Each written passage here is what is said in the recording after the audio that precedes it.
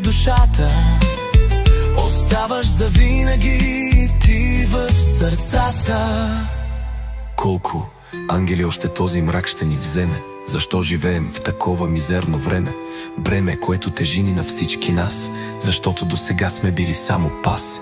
Ако пътят беше направен както трябва, може би душите ни нямаше да смазва тази мрачна, тежка и черна прокоба, да копаем на това красиво дете гроба.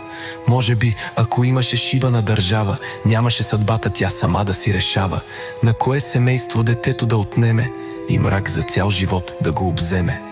До кога, питам се, и стоя в тъмнината? До кога ще гледаме как отива си светлината? Въпроси, на които отговор просто няма в тази мафиотска пропаднала държава.